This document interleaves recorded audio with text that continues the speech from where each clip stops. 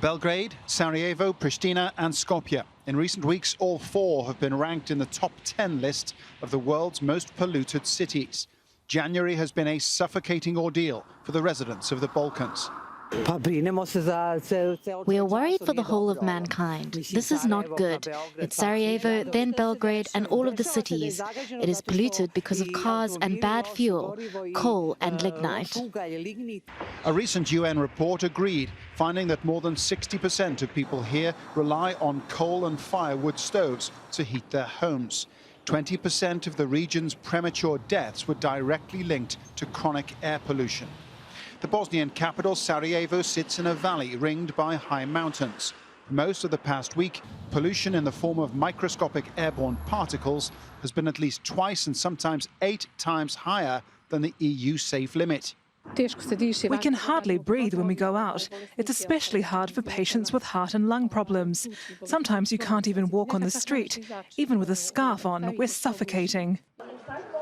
In the Bosnian town of TUZLA this week, carrying banners saying "We want to breathe," hundreds protested their anger at government inaction. The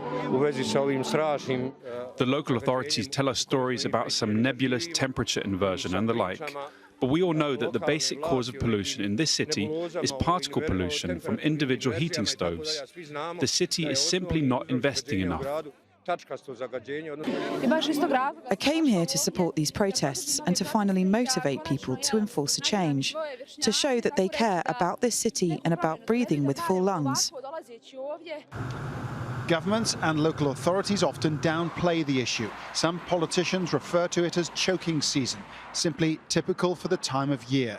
This year, though, campaigners are rejecting that narrative like never before and demanding clean energy be made more accessible, that older polluting vehicles should be banned, and regulations on industry emissions and power plants be tightened. All that requires money, investment, and with impeccable timing, the European Union last month announced a new Green Deal fund, promising $1.1 trillion of investment. In the Western Balkans, it can't come soon enough. Paul Brennan, Al Jazeera. Well, JELENA GLUSAC joins us live now from the Serbian capital, Belgrade. And of course, you are in one of the cities that's been suffering from these dangerous levels of smog in recent days. What's it like over there? Just describe to us the conditions. You can actually see the air. That's the problem. And tonight it's even clear. The night before, you couldn't even see those buildings. There is no problem, you're just across the street, but you couldn't see this building. That's why the protest was held here in Belgrade, organized by initiative Don't Drown the Belgrade. This is the group of citizens who are trying to warn authorities about the air quality in Belgrade, and they came out with some short-term and long-term measures for that problem, and they wanted from the government to adopt those measures as soon as possible, without any delay. First of all, they want to be informed on a daily basis about the air quality, and then they want transformation of public transport, so the number of cars could be reduced. They're also very active in promoting alternative way of transport, like cycling or walking. And of course, the big issue here is way of heating. Last research here in the Balkans shows that 9 out of 10 people feels that pollution is a problem in their community, but they don't feel like they can do anything about it. And this protest should make some difference about it. We've been speaking about there being this problem with winter smog, but given the fact that obviously we have this pollution issue and the government hasn't been doing very much, these are some of the most polluted cities in Europe, is this something that people are actually experiencing all year round? Is it getting worse? Sarajevo have this problem during the whole year, and Belgrade is more connected to the winter when we are talking about this problem.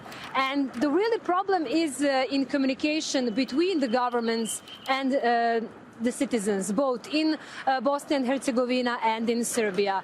For example, here in Belgrade, the president of Serbia, days after the very polluted air here in Belgrade, asked, where is the Minister of Environmental Protection? Where is he? Is he alive? Is he going to say something? Is he going to do something?